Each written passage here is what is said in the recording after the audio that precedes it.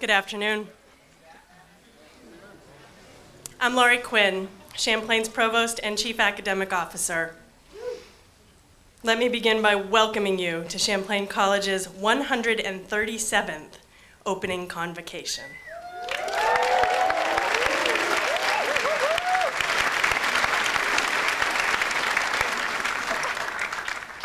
Our community has gathered to welcome you, and we are thrilled you are finally here. I know this has been a whirlwind of a day for you. It has also been a day in your life that I hope you will never forget. You will only ever have one first day of college. Savor it.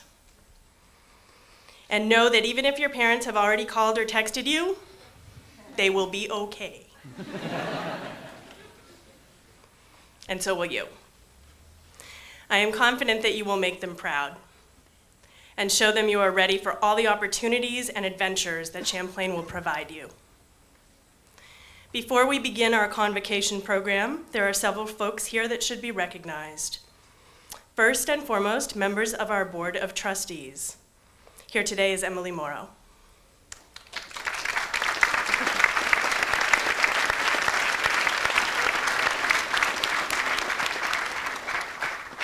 It's a pleasure to welcome our platform guests today, President Don Lockman,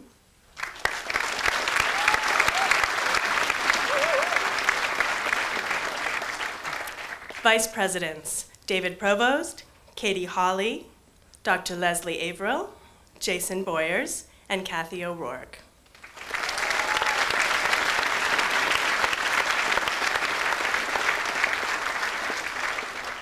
Dylan Cullen, class of 2017, represents your Student Government Association as its president.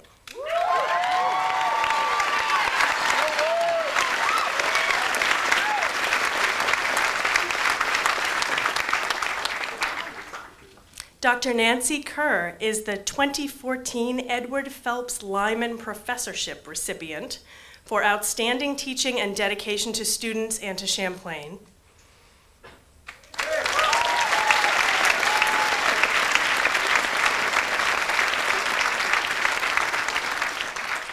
And Ms. Mary Alice McKenzie, our Distinguished Citizen for 2014.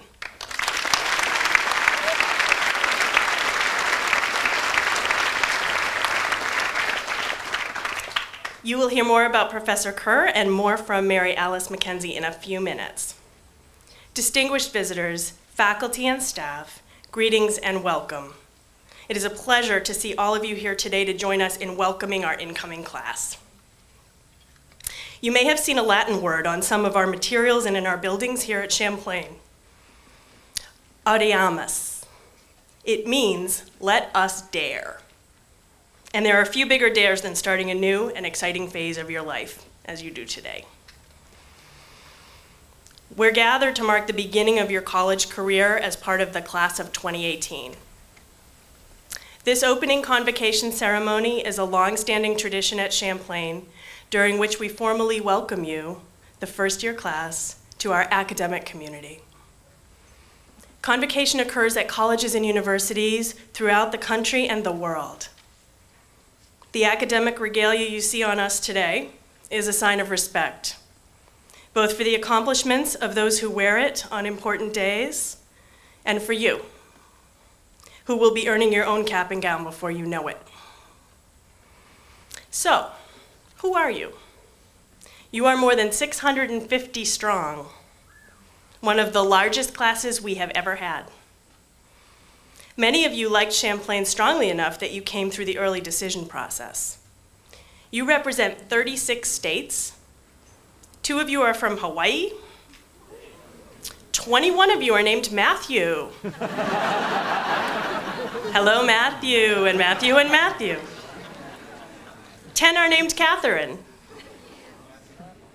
Among you is one set of twins. One of you was a valedictorian, and one of you was a salutatorian.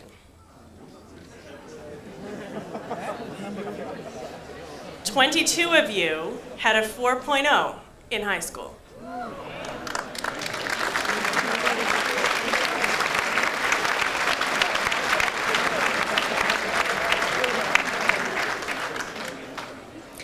All of you are motivated and passionate individuals. Class of 2018, we want to see you learn deeply and think well, to be living proof of our mission of academic excellence. We want to see you getting involved, becoming leaders, making a difference, and serving your community. The faculty and staff at Champlain are ready and willing to support you in your endeavors. It is now my distinct pleasure to introduce you formally to Dylan Cullen, who is a member of the class of 2017. Yes, Dylan is a sophomore and your student government president. He's an environmental policy major from Tewksbury, Mass. Dylan got involved early, and during his short time at Champlain, he has served as a student ambassador and an orientation leader. He has served as a member of the Student Government Association and currently its president. Thanks to his commitment to making the world a better place, Dylan has had the opportunity to travel to Nepal with our Center for Service and Civic Engagement and the Volunteers for Peace organization. While Dylan found the mountains and hillsides extraordinarily beautiful, it was the people of Nepal and the friends he made that are truly inspirational. While we teach others through service, it is really those we hope to serve who teach us. Dylan and President Lockman had lunch last week, and both pledged to work together to do all they can for the students at Champlain College. After graduation, Dylan hopes to amalgamate his love for the environment with his passion to make the world a better place. He has certainly made Champlain a better place already. Regardless of which country and community Dylan serves, he knows he can always return to his Champlain home in Vermont. Please join me in welcoming Dylan Cullen.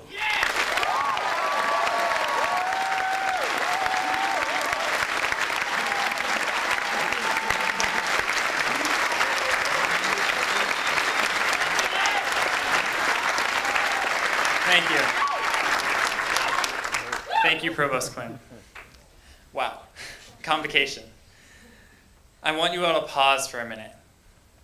Just sit and think about where you are. Remember all of the times in your life when you thought that you weren't the person who you wanted to be. All of the times that you knew who you were, but were too afraid to be that person. Now forget about all of those fears. Come back to the present moment. Each and every one of you has an opportunity you won't likely get again. I was sitting in your seats just a year ago, and so I know just how important this advice will be to you. Champlain College will give you the chance, especially in this first year, to explore who you are. But listen up. I know you hear lots of people speak today, and you're excited to start college, so your mind is on other things. But I truly believe this to be crucial advice. Something I've always told myself is that I want to be an architect for a better age. I don't care about doing well, whether that be financially or in terms of promotions. I care about doing good. Champlain is such a fantastic place for that. Here, you're encouraged to be a global citizen and to be someone who is constantly craving for more questions to answer. I just finished my first year at Champlain, and I'm already up here. I've already traveled across the world on a Champlain service trip to Nepal, the poorest country in the world, where I met amazing people who were so full of hope and love. And I began to question what really matters, and I know now that this matters, what you do with your time here. Because believe it or not, no month or week or day or even minute is just a chunk of time. It's an opportunity to really do something, and to do something good, something great. So here's some more advice for you to absorb. Question everything. Be willing to delve deeper, to listen, to understand, and not just to respond. Be fiercely kind to others. Put prejudice and ego aside, and you will discover that doors open up for you. Seize those moments. Champlain will prepare you well, but ultimately, it will be up to you to make your experience what you want it to be. At Champlain, surrounded by the lake, the mountains, and millions of delicious restaurants, it's easy to lose yourself in your newfound independence. Instead, I challenge you to take that independence and to take your passion and do something with it. Kill apathy, challenge injustice, take on matters that matter to you, and be your most genuine self, because that's the only person worth being. Champlain is a very special place. There's an energy here that is unexplainable. Be a part of that. because time flies, and that sucks. So don't take your time here for granted. We are a part of a very privileged group of people. We have the opportunity to go to college, and a very expensive institution at that. That's all the more reason to enjoy all that Champlain has to offer, and that doesn't just mean the unlimited access to ice cream that you have in the dining hall. So don't let pride inhibit you. Free yourself of feeling obligated to do what your friends do, but don't spread yourself too thin. As someone who is constantly busy, I can say that focusing on a few things that you really love and can do well is usually the best way to go. So before you lose yourself and all that's around you now, be willing to work to find yourself during your time here. So I've given you a lot of advice in a short amount of time, and I'm sure that others today will do the same. Do with it what you want, but if nothing else, keep it in the back of your mind. Here we are, living life live, and it's important to live it to the absolute fullest that we can. Adiamus, class of 2018. Let us dare to be different, to take the world by storm, and to start right here, right now.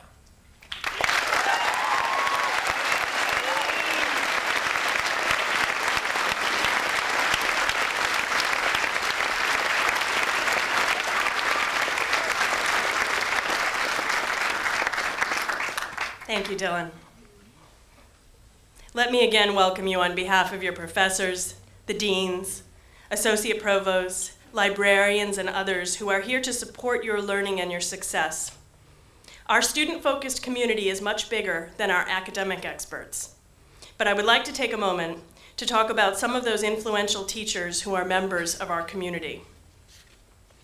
They are recipients of the Edward Phelps Lyman Professorship Award, which is given to a senior faculty member of the college community who has shown dedication to students and to Champlain College through a record of service and excellence in teaching and advising through work on faculty and college committees. In addition, Lyman winners have demonstrated a commitment to the college to educate people for careers in business and community services by working with students in academics, in citizenship, and in community activities. The Lyman faculty members are as follows, and I will ask them to please stand and be recognized as I call their names. Laurel Bongiorno, Colin Ducolin, David Lustgarden, Jim Fry, Susan Dees, Ann McCluskey, Walter Lucchini, Janice Gom-Webster, Gary Scudder, Joe O'Grady, David Mona, Michelle Miller, Alan Strachey, Edie Templin, Kathy Leo Nyquist, and we remember the late George Bradford.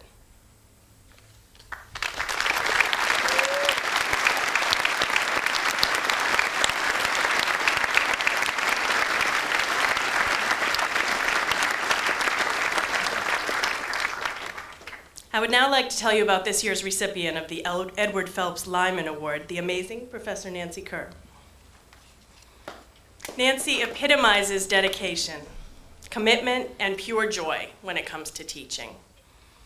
Nancy teaches in the Communications and Creative Media Division and single-handedly advises approximately 90 students each semester, all while serving as the internship coordinator for various programs, resulting in roughly 80 internship placements each year.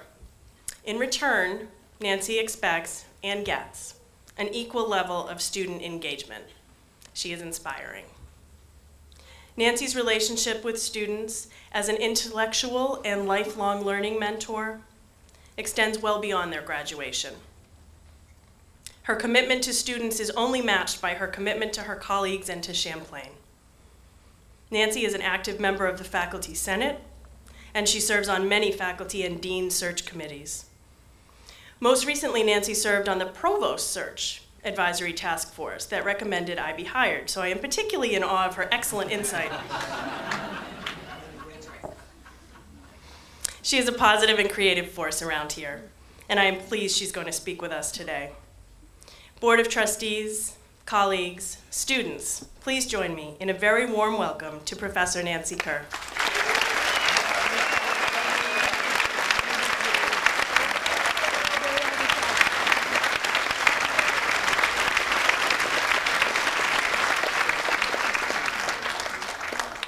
Thank you, Professor Quinn. Provost Quinn. I know, I'm getting my props. Good afternoon, everyone. Congratulations, class of 2018. So I'm going to ask you to do something for me. I'm going to ask everybody to get their phone out. I know, rumble, rumble, rumble.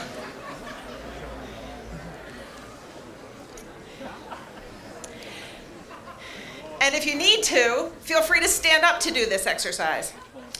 If you could be so kind as to take a picture of this crowd or the people on the podium, or take a selfie, or a selfie with the person next to you. Yeah, here we go. If you can do that for me. You behind me. Smile.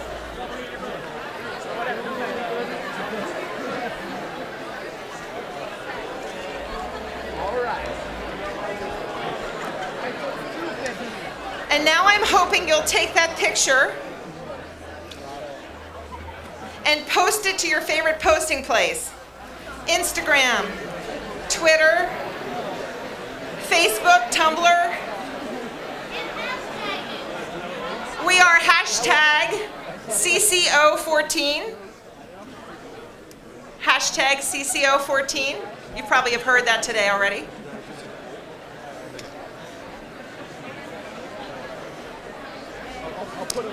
Okay. Thank you for doing that for me. I appreciate that. We're going to get back to those pictures in a second.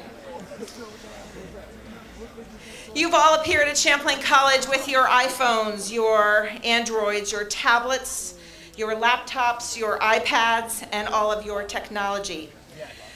But let me contrast your experience to when I went to college, some 30 years ago. I showed up at college with my typewriter. Let me show you what a typewriter looks like.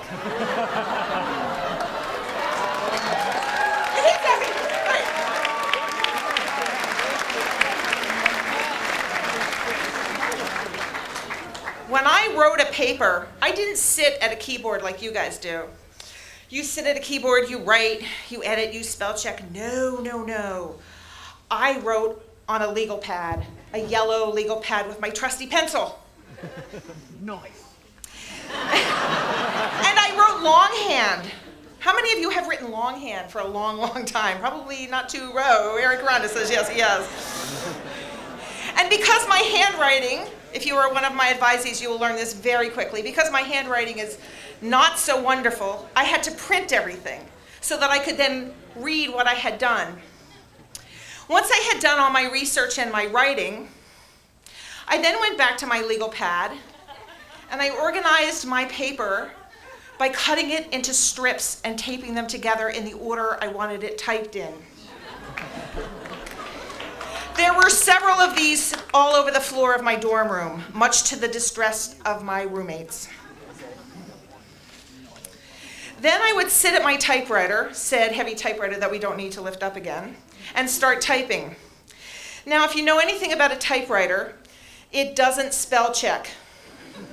It doesn't correct your grammar, nor does it tell you you have too many spaces between words or too few.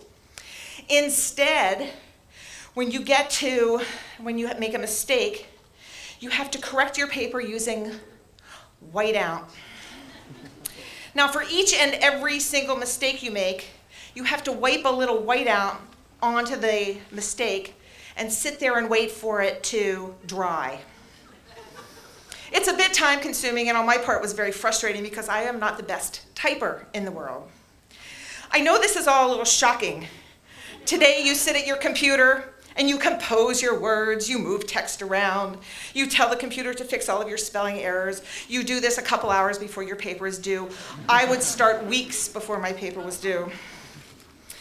For you, it happens almost instantaneously. No waiting for the whiteout to dry on your papers. Not only in the dark ages did I have to type my papers on said typewriter, but, and again, you're going to find this shocking, I only talked to my parents once a week. You guys have probably talked to your parents already a few times since they've left, probably, I'm guessing. And I talked to them while tethered to the wall. And my phone actually had a rotary dial on it, it's so old. I talk to my parents once a week, and I talk to them either before 8 a.m. in the morning or after 11 o'clock at night or on Saturday or Sunday. Why? Because the rates were cheaper then, that's correct. I didn't FaceTime, I didn't text them, I didn't Skype with them. My guess is you text, chat, call, whenever you feel like it. So things have changed. And here's the deal. It is both a luxury and a burden to be able to have 24/7 connection to your devices and your family and friends. I noticed not one of you had problem pulling out your phone. Not even people up here had trouble pulling out their phone. But here's what I want you to consider. I encourage you to use your devices to remember the highlights of your college career, just like I had you do a few minutes ago when I asked you to take a picture of this convocation event. Take those pictures of your events, your hikes, your skiing, your snowboarding, but set down those devices and join activities and reach out to people and meet them face to face. Because college life is all about connections, personal connections, connections that will sustain you for the next 4 years and most likely for a lifetime beyond Champlain College. And if you feel so inclined, you can follow me on Twitter at NAYCurr, or check out your picture as I see you from the podium on my Facebook page. And for now, hashtag CCO14 and hashtag thank you.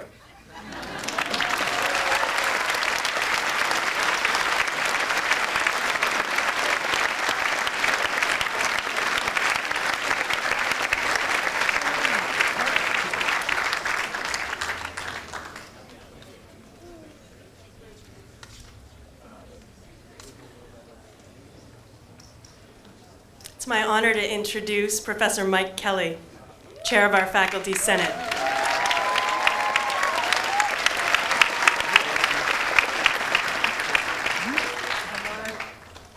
Thank you, Provost Quinn. Excellent speech, Nancy. Great job. My name is Mike Kelly, and I'm an assistant professor in the core division. I have the honor this afternoon to introduce our Champlain's new president, Don Lockman. President Lockman comes to Champlain with a wide swath of experiences that include over 20 years at the consulting firm Accenture, public service on the Mayor of Chicago's Small Business Advisory Committee, and most recently, the presidency of Harold Washington College in Chicago. But despite these numerous accolades and his authority as president, Don Lockman has some things in common with you, Champlain class of 2018. Like you, he will be living on campus for the first time, although he will not have to share a bathroom with strangers or wear flip-flops in the shower, hopefully. Like you, he has the full support of his family as he embarks on his new adventure at the college, although I would be surprised if his mom has texted him twice since this program started. But most importantly, the similarities between you and the man I'm about to introduce is a shared hope for the promise of what Champlain College holds. Presumably, you were drawn to Champlain for the same reasons as our new president, namely, to be a part of something special in the rapidly evolving world of higher education. Here at Champlain, we're at a place where the fundamental tenets of higher education are unapologetically meshed with the practical urgency of career readiness, a combination that will position us to do great things. On behalf of the faculty, the staff, and the Board of Trustees of Champlain College, I am pleased to introduce our new president, Don Lockman.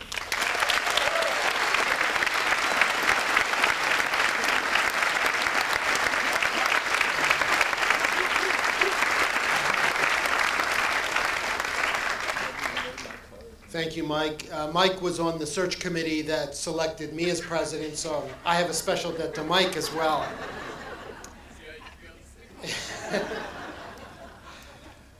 This year marks the 53rd time Champlain College has named a distinguished citizen. This tradition is continued each year at opening convocation and introduces our incoming class to a leader in the community, a person who, through their actions, educational background, and accomplishments, will serve as both an inspiration and an aspiration to all of you as you join the Champlain family. Previous recipients of the Champlain College's Distinguished Citizens Award are listed in your program. I call your attention to the 2000 recipient whose passing this week we note.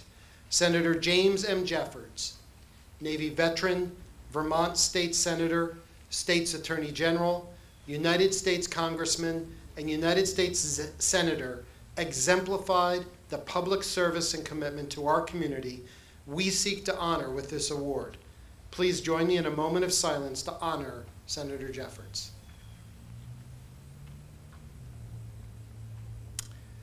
This year's distinguished citizen, Mary Alice McKenzie, is the executive director of the Boys and Girls Club of Burlington.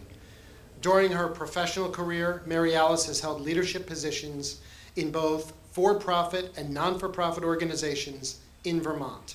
She was president and CEO of McKenzie of Vermont from 1985 to the year 2000. Subsequently, Mary Alice held the position of general counsel of the Vermont State Colleges from 2001 through 2005. She also served of counsel to the law firm of Paul, Frank & Collins, practicing employment law until joining the Boys and Girls Club in 2007. Mary Alice has served on a number of for-profit and non-for-profit boards of directors, including Central Vermont Public Service, Velco, Vermont Yankee, Vermont Federal Bank, the Associated Industries of Vermont, and the American Meat Institute. A Vermont native, Mary Alice attended Rice Memorial High School. She graduated from St. Mary's College in South Bend, Indiana, and Valparaiso University School of Law in Valparaiso, Indiana. She lives in Burlington with her husband, Alan Rogers, who joins us today, and their 5 children. Mary Alice McKenzie is simply an extraordinary individual who has dedicated her life to making a difference in the lives of youth and volunteers, some of the lives she has yet to affect, perhaps including yours. Class of 2018, distinguished guests, faculty, and staff, please join me in congratulating and welcoming Champlain College's Distinguished Citizen for 2014, Mary Alice McKenzie.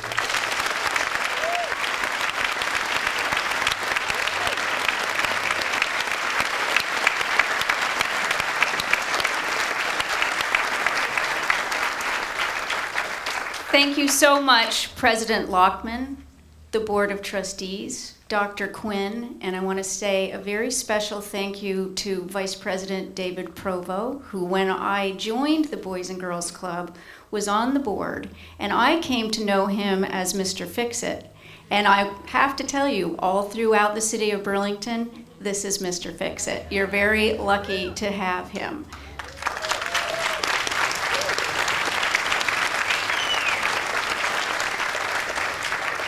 And I'm so very honored to be able to share this day with you, the incoming class of 2018. I have to tell you, though, that I really struggled to find the focus of a message for you today because I know that today is such a big day. The first day of college is one of those moment in time days. You're going to remember this all your life. You're not going to remember what was said at Convocation, and that's okay. The message that I want to share with you as you start your journey, your college career, is that the 3 most important life-changing lessons I have learned from work that I didn't plan on doing. I have been very blessed in my career with many opportunities, starting with a good education. Along the way, I've had my successes, I've had my failures, just like everybody else.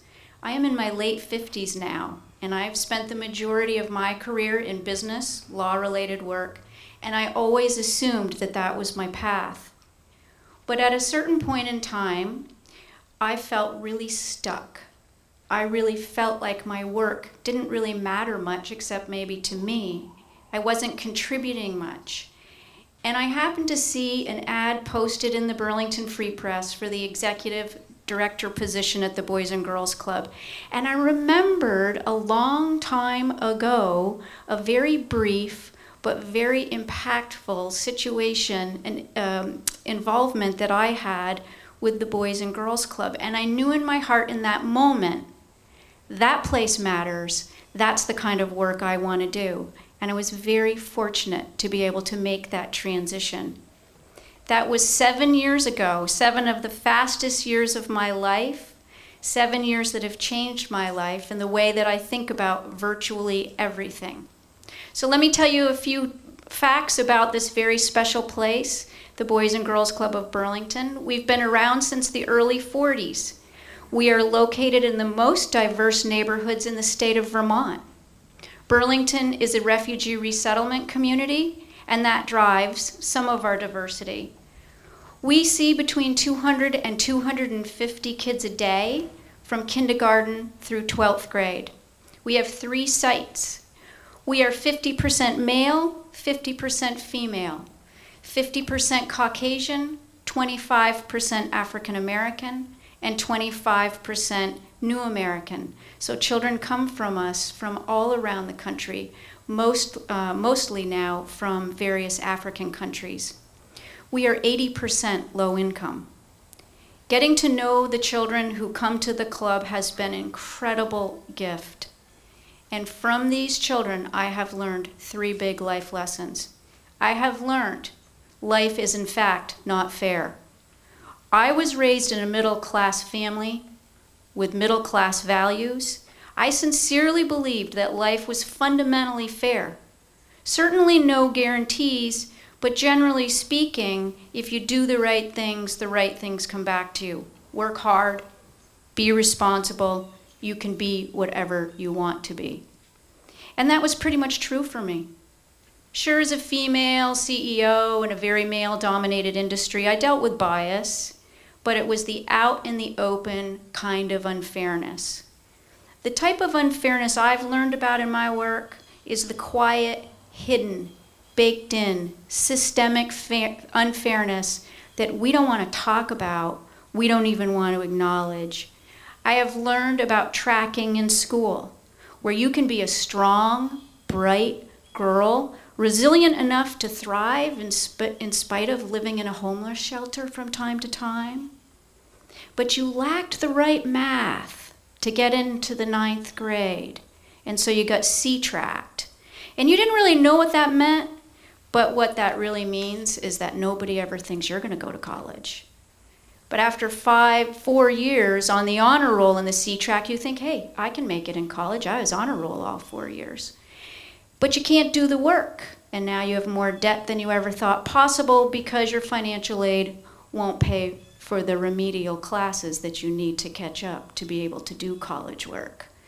And it becomes too much, and you give up, and you hope for a job at the local grocery store because you have to help your mom pay the bills.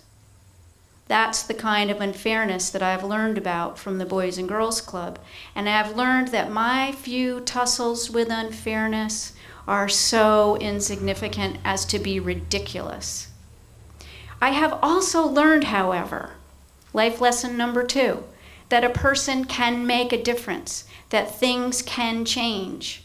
Once we figured out how unfair the system is for low-income kids, we accepted our responsibility for being the change. We committed to it. That meant going all in, changing everything about us, changing our fundraising goals, our culture, our expectations for ourselves, and our work. We created our Early Promise program, our own interventions of educational supports for low-income kids that meet them where they are. Look, we know that classroom teachers can't do it alone, no matter how much they care or how hard they try or how many tests they are required to do to give to the children. We know that some of these kids, for a fact, spend more time with us than they do in the classroom. If we want this to change, we have to step up, stop talking about it, and do the work. In doing the work, we reach out to the colleges, including Champlain, and we are so grateful that they reach back every single year, and they help us supplement our work and the work of our teachers on staff. Recently, I had the opportunity to talk to a whole bunch of club kids of all ages about what they were thinking about college. one of the questions I asked was, who do you know who's been in college? The #1 answer by a 10-to-1 margin was my big buddy. A big buddy is a college student just like you, who's decided to make a difference in the life of a child by being the positive representation of college for that child. As one of the 10th graders said to me, when I first heard about college from the club, I felt really stressed because I had no idea of it. But my mentor has taken me to Champlain College, and I feel comforted. It is beautiful there. All the buildings have all these windows, and there are computers everywhere you look. My mentor believes that I can handle college, and now I think so too. I have learned that one person can open up a whole world of possible for a kid. If you want to be a big buddy someday, it's really, really easy. Go find Kyle Dodson. He's the director of the Center for Service and Civic Engagement. Tell him Mary Alice sent you. He is an awesome human being, and he will match you with a place where you can really make a difference. Third life lesson, I've learned that making a difference happens one child at a time.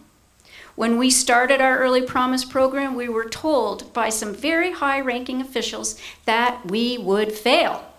We were told that the needs of the kids were simply too high for our resources. We were told we could not succeed because the system needs to change, and you can't change the system without fixing the families. You can't change the system without fixing poverty first. Excuses, excuses, wah, wah, wah.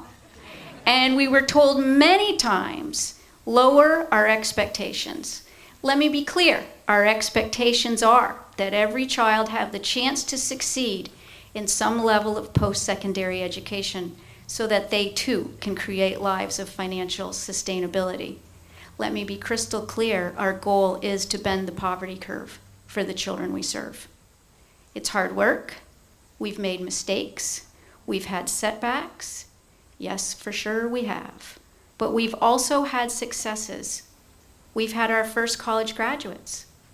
One of them was from Champlain College, who now has a great job and who is preparing for the CPA exam. 5 of our Early Promise kids are in college right now. And yeah, one of them is the young woman that I talked to you about earlier. She picked herself back up. We supported her in a different way. She's in college now, and she's going to make it. 7 of our kids are going to college as we speak. They are freshmen, just as you are. 10 will launch next year. We are working with 80 others, children and youth, who we expect to be ready for college when their time comes. All the same type of kids who some folks just didn't think could do it. I have learned that every child changes his or her friends, family, neighborhood, community, but that it all starts with the child. I have learned so much, and I know that I have received far more from these children than I will ever be able to give back. This unplanned for work has brought me joy and pain, and most of all, meaning. It's brought me meaning to my life. I have been so blessed. And my wish for you, as you begin your journey, is that you be open, take advantage of everything this wonderful and very special college and environment has to offer to you. Because I can tell you truly, you never know what experience will lead you to the very best time of your life. Thank you so much for letting me share your day.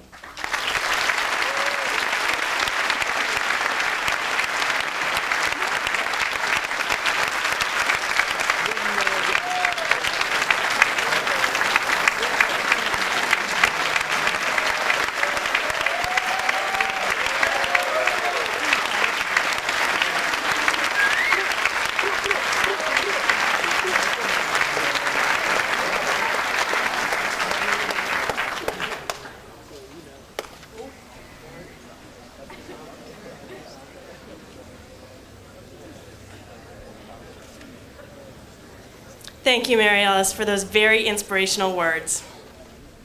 Thank you also to Dylan Cullen and Professor Nancy Kerr. Your words mean a great deal to me, and I know to the class of 2018.